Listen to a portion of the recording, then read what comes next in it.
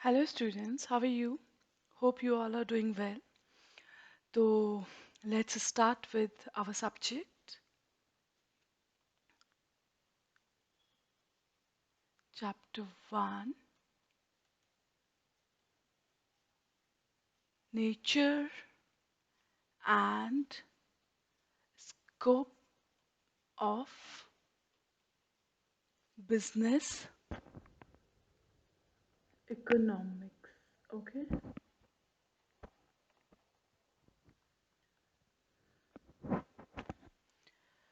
तो थोड़ा सा रिवीजन कर लेते हैं, राइट?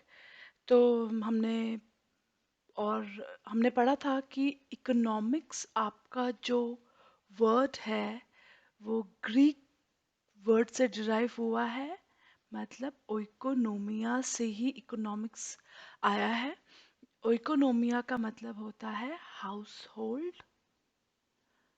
Hold management. ठीक ठीक है। उसके बाद हमने पढ़ा था, अभी हम ये रिवीजन कर रहे हैं। उसके बाद हमने पढ़ा था कि एडम स्मिथ थे जिन्होंने इकोनॉमिक्स को प्रॉपर तरीके से इसकी पढ़ाई की, तो उनको बोला जाता है father of modern economics, right. उसके बाद हमने पढ़ा था कुछ फंडामेंटल फैक्ट्स। इकोनॉमिक्स के दो फंडामेंटल फैक्ट्स होते हैं कि वॉन्ट्स आर अनलिमिटेड, ज़रूरतें बहुत सारी हैं, बट उन ज़रूरतों को पूरा करने के लिए हमारे पास जो रिसोर्सेज हैं वो क्या हैं? लिमिटेड हैं। ठीक है। तो उसके बाद हमने पढ़ा था एक और चीज, बिजनेस इकोनॉमिक्स को हम एक और नाम से जान सकते हैं, मैनेजरियल इकोनॉमिक्स। तो ये सब आपको याद होने चाहिए, क्योंकि ये सब आपका मल्टीपल मल्टीपल चॉइस क्वेश्चंस में भी ये पूछा जा सकता है। ठीक है।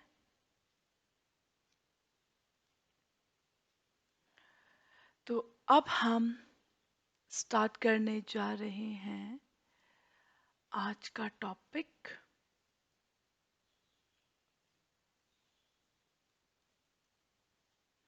तो आप भी नोट डाउन करते रहना। तो चलो देखते हैं।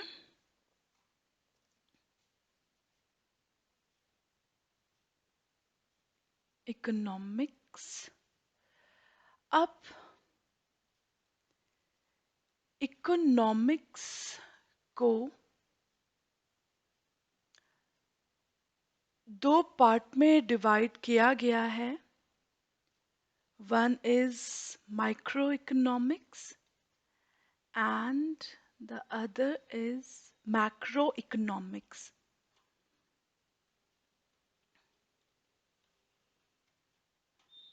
Now, what is the difference between these two economics, microeconomics and macroeconomics? तो as such there is कोई डिफरेंस नहीं है, बस फर्क इतना है कि अगर मैं एक सिंगल यूनिट की बात करूं, अगर मैं एक सिंगल यूनिट की बात करूं तो वो आ जाता है किस कॉन्सेप्ट के अंडर? माइक्रो इकोनॉमिक्स में। और अगर मैं कई सारे यूनिट्स को एग्रीगेट करके पढूं, कंबाइन करके पढूं, तो तब वो किस कैटेगरी में फॉल करेगा? मैक्रो इकोनॉमिक्स की कैटेगरी में फॉल करेगा। ठीक है।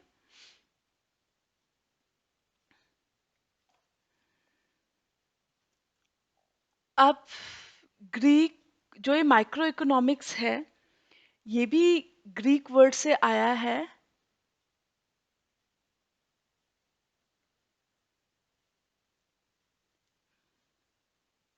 माइक्रोस। और जो ये हमारा मैक्रो इकोनॉमिक्स है, ये भी हमारा ग्रीक वर्ड से डिराइव हुआ है, मैक्रोस। बराबर। ठीक।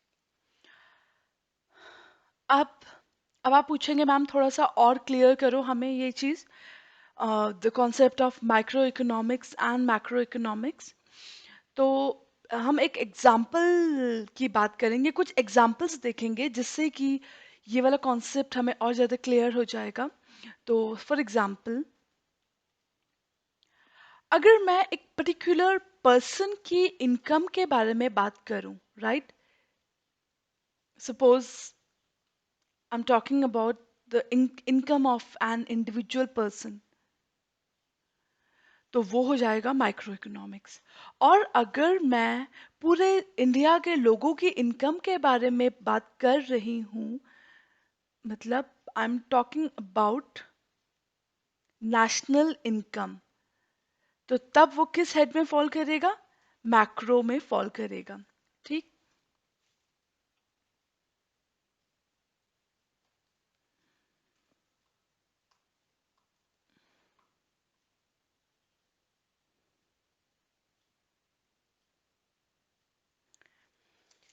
अगर मैं एक इंडिविजुअल पर्सन की सेविंग की बात करूं, तो अगेन वो हो जाएगा मेरा माइक्रो इकोनॉमिक्स। और अगर मैं पूरे इंडिया नेशन के सेविंग की बात करूं, तो that will fall under the concept of macro economics. Okay.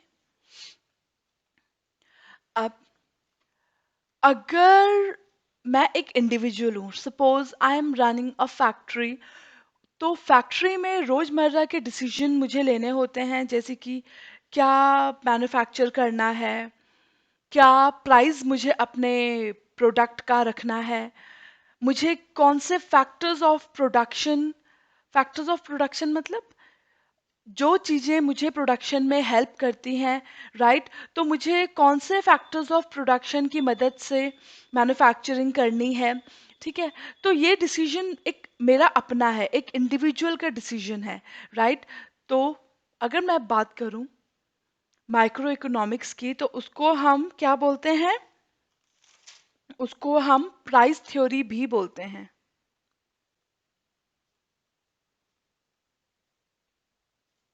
ठीक। और इसको हम इनकम थ्योरी भी बोलते हैं, क्योंकि जब भी हम इनकम की बात करते हैं तो हम किसी पर्टिकुलर पर्सन के इनकम की बात नहीं कर रहे हैं। We always talk about national income, right. तो इसीलिए जो इनकम थ्योरी है वो किस कैटेगरी में फॉल करेगी? मैक्रो में, क्योंकि इनकम हम किसकी बात करते हैं? नेशनल इनकम की बात करते हैं। ठीक है। अगर मैं बात कर रही हूं कि एक पर्टिकुलर मतलब एक पर्टिकुलर चीज का, पर्टिकुलर प्रोडक्ट का प्राइस बढ़ गया है, तो वो किस कैटेगरी में रखूं मैं उसे? I will categorize it under under microeconomics, because I am talking about a particular product. पर अगर मैं ये बोल रही हूँ कि महंगाई बढ़ गई है, तो जब मैं बात करती हूँ महंगाई बढ़ गई है, तो I am not talking about the price of one single commodity. महंगाई बढ़ने का मतलब है कि सारी चीजों के प्राइसेस बढ़ गए हैं, राइट। तो अगर मैं सारी चीजों के प्राइस की बात कर रही हूँ, मैं बोल रही हूँ कि महंगाई बढ़ गई है, मतलब सारी चीजों के प्राइस ही बढ़ गए हैं, जनरल प्राइसिंग। तो इसका मतलब वो किसकी बात कर रही हूं मैं? मैक्रो इकोनॉमिक्स की। ठीक है। चलो, अब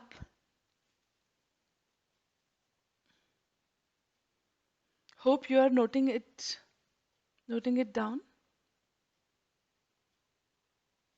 ठीक है. तो फिर से रिवाइज कर लेते हैं. इकोनॉमिक्स को दो पार्ट में डिवाइड किया गया है. One is micro economics and another is macro economics. Micro मतलब जब हम छोटी कमोडिटी, छोटी एक सिंगल चीज के बारे में बात करते हैं तो हम उसको बोल देंगे माइक्रो इकोनॉमिक्स, राइट. और जब हम कई सारी चीजों के बारे में इकट्ठा बात कर रहे हैं तो उसको हम बोल देंगे मैक्रो इकोनॉमिक्स. ठीक है.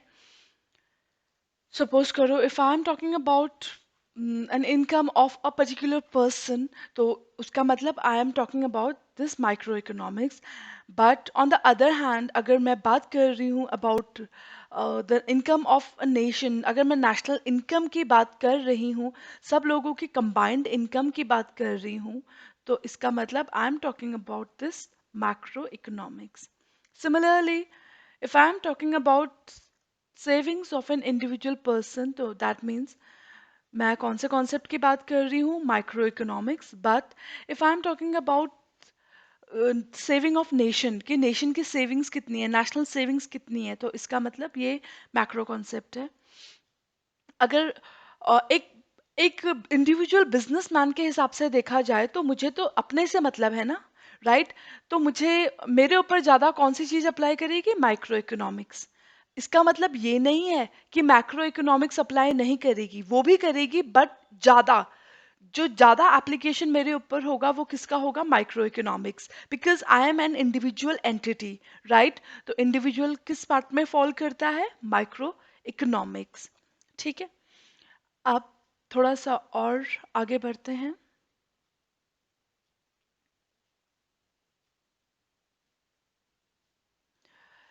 अब again one more school of thought.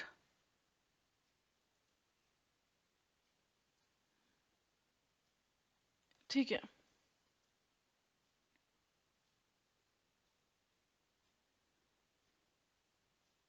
School of thought मतलब विचार. सबके स्कूल ऑफ थॉट्स अलग अलग हो सकते हैं, सबके विचार, सबके थिंकिंग अलग अलग होती है. ठीक है. तो nature of business economics.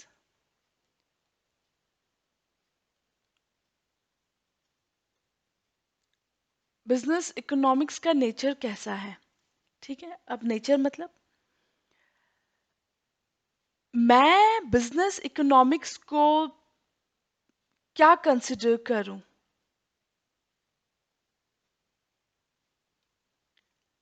Science consider करूं या कंसिडर करूं मैं उसको आर्ट्स. ठीक है. क्या कंसिडर करूं. अब आपको फर्क तो पता होगा between science subject and this art subject. क्या फर्क है. बेसिकली सिंपल है. साइंस, जब हम बचपन में साइंस पढ़ते थे, राइट, तो साइंस में बेसिकली जो भी चीजें दी होती हैं वो प्रॉपर एक्सपेरिमेंट करके चीजें दी होती है. मतलब जो भी चीज हमारे सामने है उसके पीछे कोई ना कोई तर्क है, लॉजिक है. ठीक है. प्रॉपर एक्सपेरिमेंट किया गया है उसके ऊपर, राइट. बट आर्ट्स में जो चीजें हैं उनके ऊपर कोई एक्सपेरिमेंट नहीं किया गया है. सिंपल आपको चीजें बता दी गई हैं कि ये पढ़ लो, राइट. अब उसके ऊपर किसी ने एक्सपेरिमेंट नहीं किया है. उस सब्जेक्ट की क्या वैलिडिटी है, वो कितना वाकई में रियल लाइफ में ये चीज है भी या नहीं है, उसका कोई प्रूफ हमारे पास नहीं है. We don't have any proof of it, right. तो वही है, साइंस में हर चीज होती है विद प्रूफ, जबकि आर्ट्स में चीजों का प्रूफ नहीं होता है, राइट. तो अगर मैं साइंस सब्जेक्ट की बात करूं तो science is a subject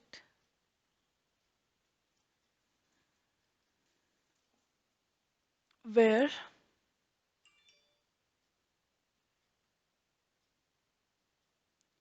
things are stated with facts.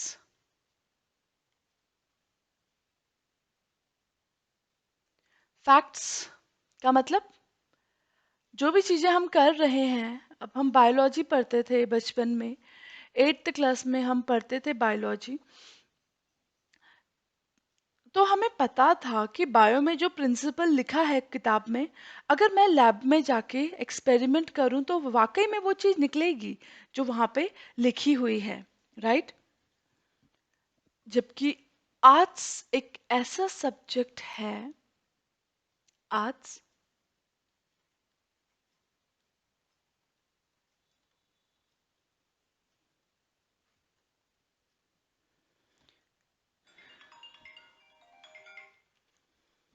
ठीक, आर्ट्स एक ऐसा सब्जेक्ट है where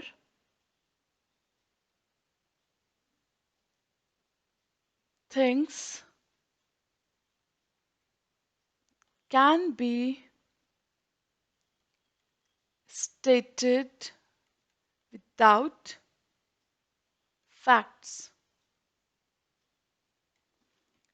ठीक है,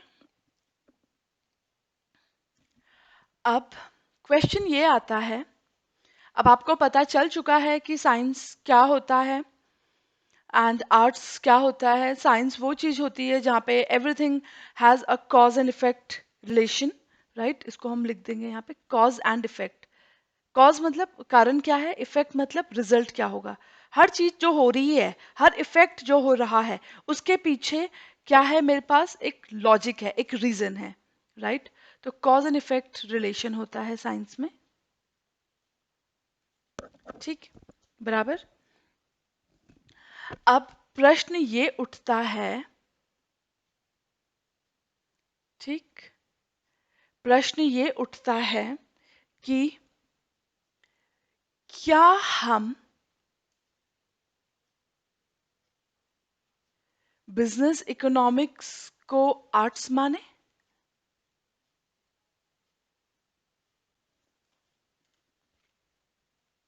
इस बिजनेस इकोनॉमिक्स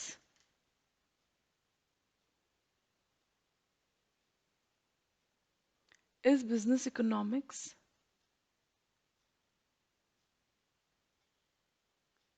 साइंस और एन आर्ट, ठीक है। आप बताइए क्या माना जाना चाहिए, साइंस माने या आर्ट माने। अब आप बोलोगे मैम इकोनॉमिक्स सब्जेक्ट साइंस है, कई सोच रहे होंगे साइंस है, कई सोच रहे होंगे आर्ट्स है। तो देखते हैं, लॉजिकली देखते हैं। तो मैं बोलती हूँ जो ये हमारे पास है subject, it is both. Business economics दोनों चीजें हैं,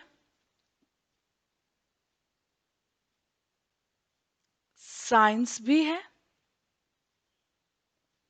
ठीक है, एंड आर्ट्स भी है। साइंस कैसे है, अब देखो, साइंस का अगर मैं आपको एग्जाम्पल दूं,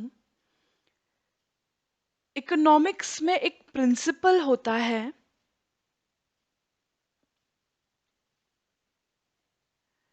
ठीक है।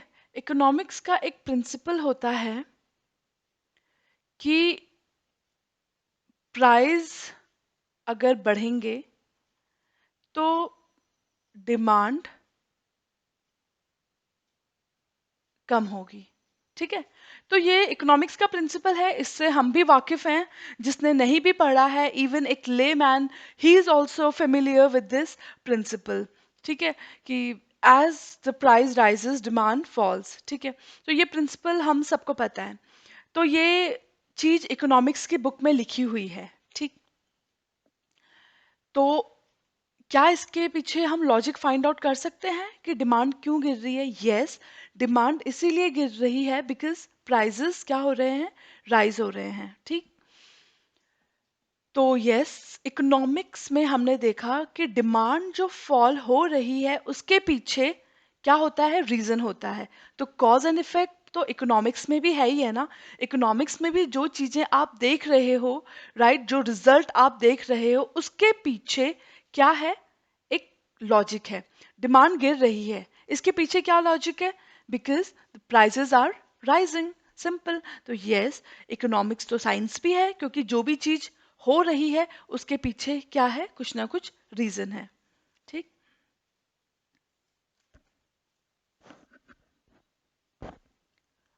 और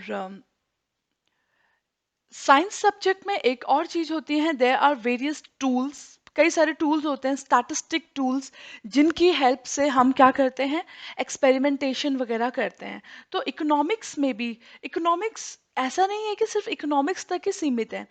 अगर आपको मार्केट का ट्रेंड के बारे में जानकारी लेनी है कि सेल्स का ट्रेंड किस तरफ चल रहा है, ठीक है, आपको कोई भी ग्राफ का असेसमेंट करना है, तो वहां पे आपको क्या करना पड़ेगा, साइंटिफिक टूल्स इस्तेमाल करने पड़ेंगे फॉर स्टडी। तो in economics we use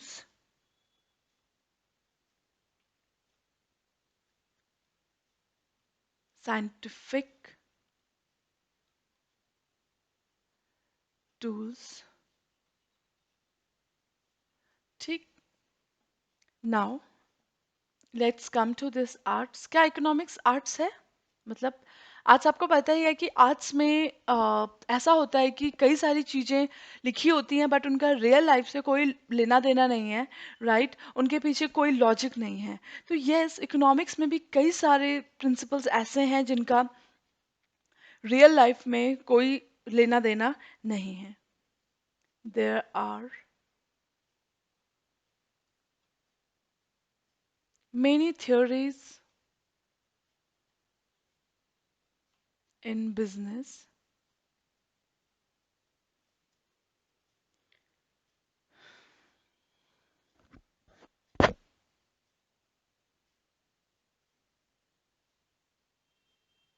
which have no practical utility, right? तो इकोनॉमिक्स साइंस सब्जेक्ट, साइंस भी माना जा सकता है एंड आर्ट्स भी माना जा सकता है, and you know the reason why.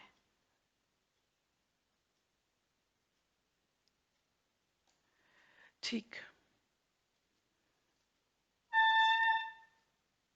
और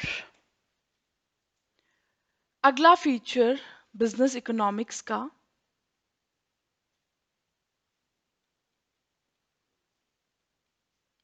बिजनेस इकोनॉमिक्स मतलब मैं एक बिजनेसमैन हूँ, मैं अपने लिए डिसीजन ले रही हूँ, तो ऑब्वियसली मैं क्या इस्तेमाल करूँगी, किसका इस्तेमाल करूँगी, बिजनेस इकोनॉमिक्स का इस्तेमाल करूँगी, राइट। तो बिजनेस इकोनॉमिक्स एक इंडिविजुअल पर्सन यूज कर रहा है, तो मैं बोल सकती हूँ कि ये किससे रिलेटेड है, माइक्रो कॉन्सेप्ट से रिलेटेड है।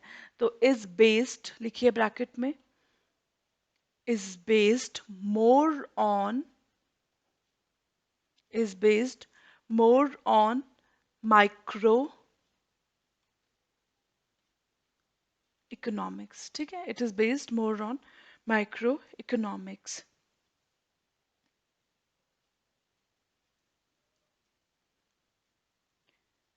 ठीक है, क्योंकि an individual businessman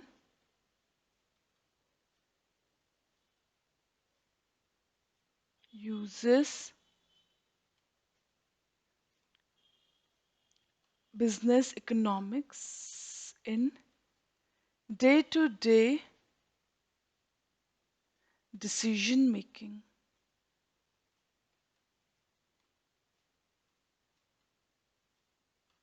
ठीक। ठीक है। अब आप बोलोगे मैम आपने बताया बिजनेस इकोनॉमिक्स जो सब्जेक्ट है मेरा, वो माइक्रो इकोनॉमिक्स से ज़्यादा रिलेटेड है, it is dependent more on micro economics. इसका मतलब इसका मैक्रो इकोनॉमिक्स से कोई लेना देना नहीं है। मैक्रो मैक्रो इकोनॉमिक्स मतलब नेशन के टॉपिक, जैसे कि नेशनल सेविंग्स, राइट, और नेशनल इनकम, ठीक है, और भी कई सारी चीजें होती हैं नेशनल, जैसे कि हम लिखते हैं। तो आप बोलोगे मैम आपने एक चीज तो बता दी कि बिजनेस इकोनॉमिक्स क्या यूज करता है ज्यादातर, माइक्रो इकोनॉमिक्स, ठीक है। तो क्या बिजनेस इकोनॉमिक्स में मैक्रो इकोनॉमिक्स का कहीं काम ही नहीं है? तो क्वेश्चन है हमारा इज, पहले लिख लो फिर समझेंगे धीरे धीरे। मैक्रो इकोनॉमिक्स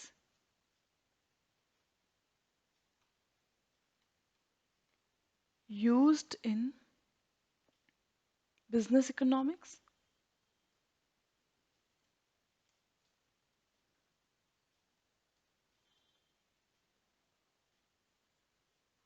ठीक है, यूज्ड इन बिजनेस इकोनॉमिक्स। तो मैंने आपको एक चीज बताई कि माइक्रो इकोनॉमिक्स के कॉन्सेप्ट तो बिजनेस इकोनॉमिक्स में यूज होते ही हैं। क्या मैक्रो इकोनॉमिक्स यूज होती है बिजनेस इकोनॉमिक्स में? मैक्रो इकोनॉमिक्स मतलब ऐसे चीज, मैक्रो इकोनॉमिक्स में पता होना चाहिए आपको कौन कौन सी चीजें फॉल करती हैं जो नेशनल लेवल की चीजें होती हैं, जैसे कि नेशनल इनकम हो गई, ठीक है, नेशनल जनरल प्राइसिंग हो गई, ठीक, और क्या चीजें होती हैं नेशनल लेवल पे? डॉलर का रेट चेंज हो रहा है, वो भी आपका माइक्रो इकोनॉमिक्स नहीं है, वो कौन सा कॉन्सेप्ट हो जाएगा? मैक्रो। क्यों? क्योंकि वो पूरे नेशन के लिए एप्लीकेबल होता है, इसीलिए वो क्या, किस कैटेगरी में फॉल करेगा? Macro economics. सरकार, हमारी सेंट्रल गवर्नमेंट कोई डिसीजन ले रही है, तो क्या वो सिर्फ एक एक कंपनी के ऊपर अप्लाई करेगा? नहीं, वो सिर्फ एक कंपनी के ऊपर अप्लाई नहीं करेगा, it will apply to all the companies, right, पूरे nation wide it will apply, ठीक। तो वही है, uh, जो मैक्रो लेवल के कॉन्सेप्ट होते हैं वो सिर्फ एक कंपनी के ऊपर अप्लाई नहीं होते हैं, वो सब कंपनीज के ऊपर अप्लाई होते हैं, राइट। तो सब कंपनी, इसका मतलब मेरी कंपनी भी तो फॉल करेगी ना उसमें। तो यस, हम बोल सकते हैं कि बिजनेस इकोनॉमिक्स में मैं बोल सकती हूँ, मैं बोल सकती हूँ कि बिजनेस इकोनॉमिक्स में मतलब रोजमर्रा की जो इकोनॉमिक्स है, मैं जो अपने बिजनेस में अप्लाई कर रही हूँ, उस पे क्या अप्लाई करेगा? मैक्रो इकोनॉमिक्स भी वहां पे इस्तेमाल होगा, ठीक है। तो देखते हैं कैसे।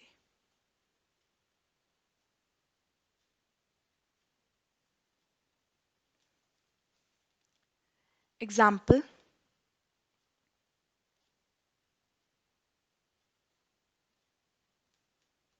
राइट, तो देखते हैं एग्जाम्पल इसका। अगर मैं ग्रेचुइटी की बात करूं, ग्रेचुइटी मतलब जैसे आपको एक चीज पता होगी कि जब भी मैं किसी कंपनी में काम करती हूँ, तो वहाँ जो मेरा एम्प्लॉयर होता है वो मुझे क्या देता है? ग्रेचुइटी। जैसे प्रोविडेंट फंड आपने सुना ही होगा कि नौकरी के बाद प्रोविडेंट फंड मिल गया, ठीक, उसी प्रकार से क्या है? ग्रेचुइटी भी है। अब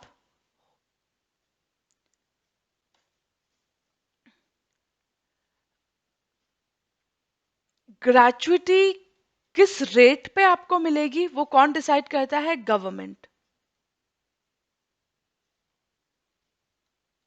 गवर्नमेंट डिसाइड्स ग्रेचुइटी रेट, ठीक है। तो जब ये गवर्नमेंट डिसाइड करती है ग्रेचुइटी रेट, इसका मतलब ये ऑल ओवर इंडिया सारी कंपनीज पे अप्लाई करेगा, ठीक। इसका मतलब ये कौन सा कॉन्सेप्ट है? मैक्रो, ठीक। पर जब सारी कंपनीज पे अप्लाई होगा तो ऑटोमेटिकली मेरी कंपनी भी उसी में फॉल कर जाएगी। तो यस, मैं बोल सकती हूँ कि जो मैक्रो लेवल की चीजें हैं वो भी मेरी कंपनी को क्या कर सकती हैं, इम्पैक्ट करती हैं। ठीक। Government decides gratuity rate and it applies even on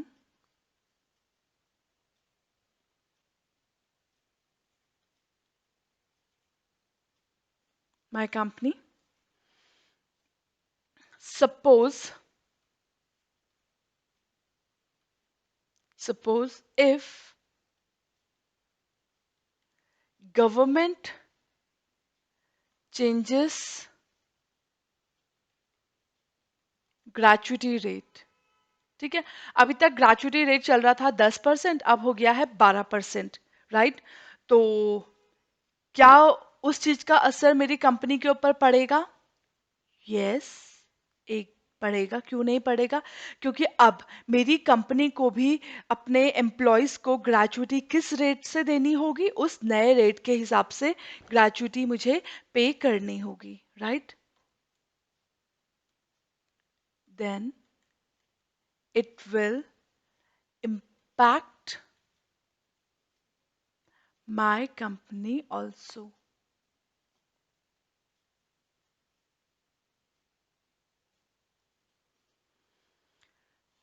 ठीक है। तो हमने देख लिया है कि मैक्रो इकोनॉमिक्स के जो चीजें हैं वो भी मेरी कंपनी के ऊपर क्या करती हैं, असर डालती हैं। ठीक है। दूसरा एक और एग्जाम्पल हम ले लेते हैं, अगला एग्जाम्पल इसी का ही, एक्सचेंज रेट। एक्सचेंज रेट, ठीक है, आपने ज्यादा ना भी सुना हो पर थोड़ा बहुत तो सुना ही होगा। जैसे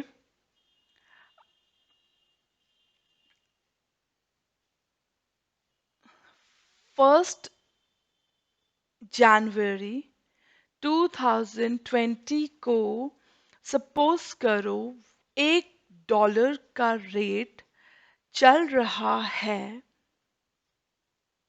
50 रुपीज, ठीक है। और 1 जुलाई को क्या होता है, $1 हो जाता है 60 रुपीज का। ठीक है। तो ये डॉलर का रेट चेंज हो रहा है, तो सिर्फ मेरे लिए तो चेंज नहीं हो रहा है ना, ये तो पूरे नेशन के लिए चेंज हो रहा है, पूरी कंट्री के लिए चेंज हो रहा है। तो ये चेंज इन एक्सचेंज रेट, ये भी क्या है, जो ये एक्सचेंज रेट हो में चेंज हो रहा है, ये भी क्या है आपका macro concept.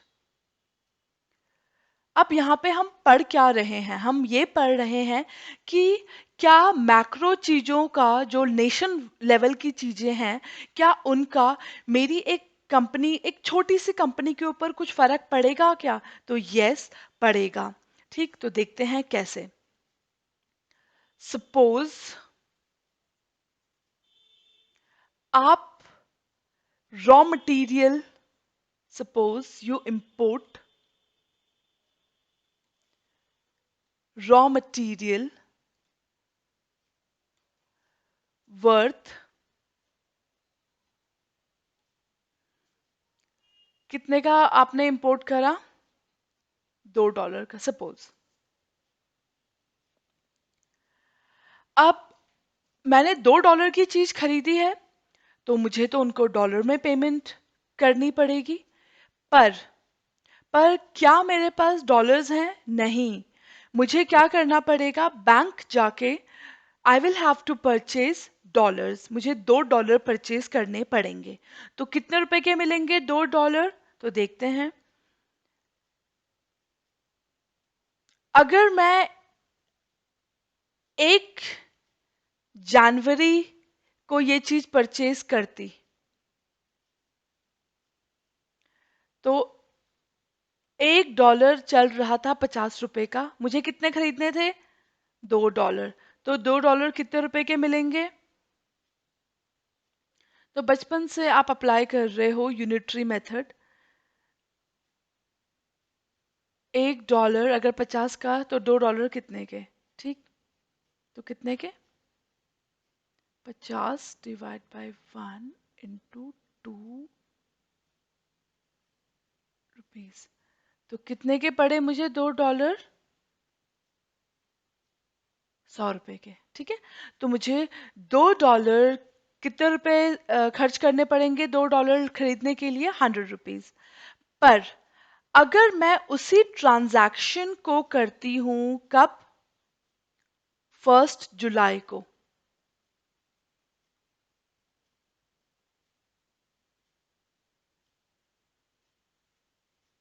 Suppose if transaction is done in July, तो 1 जुलाई 2020 को we have this exchange rate। $1 कितने का मिलेगा? 60 रुपए का। तो $2 के लिए अब मुझे कितने खर्च करने पड़ेंगे? अगेन यूनिटरी मेथड आप अप्लाई करें तो I will have to spend how much money? 120 rupees. तो देखा ना आपने, फर्क पड़ गया ना आपके ऊपर भी। अगर मैं एक्सचेंज रेट पहले कितना चल रहा था? एक्सचेंज रेट पहले कितना चल रहा था? $1 का कितना चल रहा था? 50 रुपए। तो तब अगर मैं $2 खरीद लेती तो मुझे को कितने रुपए देने पड़ते? 100 रुपए। पर अब मैंने ट्रांजैक्शन लेट करी है और तब तक एक्सचेंज के रेट्स क्या हो चुके हैं? चेंज हो चुके हैं। Now the $1 is equal to 60 rupees। Now I will have to spend कितने रुपीस? मुझे $2 परचेज करने के लिए कितने रुपीज स्पेंड करने पड़ रहे हैं? 120 रुपीज। राइट, तो मेरे को महंगा पड़ गया है ना अब वो चीज। राइट, तो इसीलिए हमने क्या देखा, जो मैक्रो लेवल की चीजें होती हैं उनका भी एक इंडिविजुअल फर्म के ऊपर क्या पड़ सकता है? इम्पैक्ट पड़ सकता है। ओके, तो कीप नोटिंग इट डाउन। आप इसको नोट डाउन करते रहिए, उससे आपका इंटरेस्ट भी बना रहेगा एंड आपको चीजें समझ भी आती रहेंगी। ठीक, तो एक बार फिर से आप नोट डाउन करते रहिए, मैं आपको रिवाइज कराती हूँ। ठीक है, तो हमने देखा कि इकोनॉमिक्स को दो कैटेगरी में डिवाइड कर सकते हैं। One is micro economics and another is macroeconomics। Suppose if we are talking about a single unit, that means we are talking about this microeconomics। और अगर if I'm talking about the aggregate units, right, अगर मैं aggregate units की बात कर रही हूँ, that means I'm talking about this macro economics. ठीक है, तो अगर मैं एक इंडिविजुअल पर्सन के बारे में पढ़ रही हूँ या इंडिविजुअल कंपनी के बारे में पढ़ रही हूँ तो इसका मतलब ये हो गया माइक्रो इकोनॉमिक्स। पर अगर मैं सब यूनिट्स को इकट्ठा करके पढ़ रही हूँ, कंबाइन करके पढ़ रही हूँ, इसका मतलब I am talking about macro economics. अगर मैं नेशनल सेविंग्स की बात कर रही हूँ, नेशनल इनकम की बात कर रही हूँ, मैं एम्प्लॉयमेंट की बात कर रही हूँ, मैं ये एक्सचेंज रेट्स की बात कर रही हूँ, ठीक, मैं गवर्नमेंट डिसीजंस की बात कर रही हूँ, तो वो सब क्या हो जाएंगे? मैक्रो इकोनॉमिक्स में फॉल करेंगे। ठीक है, मैं एक कंपनी के बारे में बात कर रही हूँ तो वो क्या हो जाएगा? माइक्रो। मैं सारी कंपनीज के बारे में एक साथ मैं सारी कंपनीज के बारे में एक साथ बात कर रही हूँ तो वो हो जाएगा फिर मैक्रो इकोनॉमिक्स। ठीक, एक पेड़ की बात करूं माइक्रो, पूरे जंगल की बात करूं मैक्रो। ओके, एक पर्सन की बात करूं माइक्रो, पूरे इंडिया के लोगों की बात करूं, macro.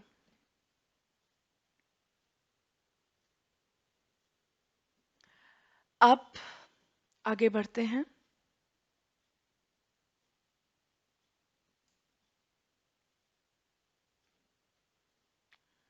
Third feature business economics का।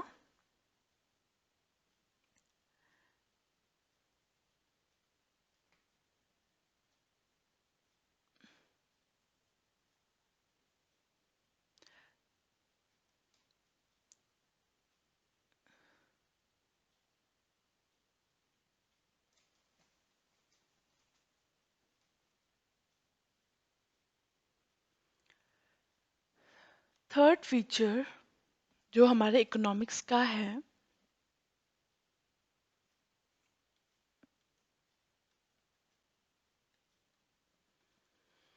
ये है कि जब भी मैं बिजनेस इकोनॉमिक्स, अब तक आपको एक चीज पता चल ही चुकी होगी, बिजनेस इकोनॉमिक्स का मतलब कि जब भी इकोनॉमिक्स को मैं अपने बिजनेस में अप्लाई करूंगी तो वो बन जाती है बिजनेस इकोनॉमिक्स। ठीक है। तो अब आप खुद सोचो, आप एक बिजनेसमैन हो, आपने इकोनॉमिक्स पढ़ी है, तो क्या उतना काफी है? नहीं। आपको इकोनॉमिक्स के अलावा कई सारे और सब्जेक्ट्स की जानकारी होनी भी जरूरी है। जैसे कि अकाउंटिंग भी तो करोगे, अकाउंटिंग की नॉलेज होनी जरूरी है। ठीक है। मार्केट के बारे में आपको जानकारी लेनी है तो आपको स्टैटिस्टिक्स की नॉलेज भी होनी चाहिए। ठीक है। आपको फिनेंस की जानकारी भी थोड़ी बहुत होनी चाहिए। राइट। तो बिजनेस इकोनॉमिक्स का अगला फीचर क्या है? It uses many theories which are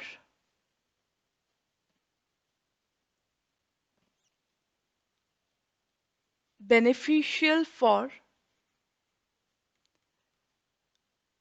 private enterprises। ठीक।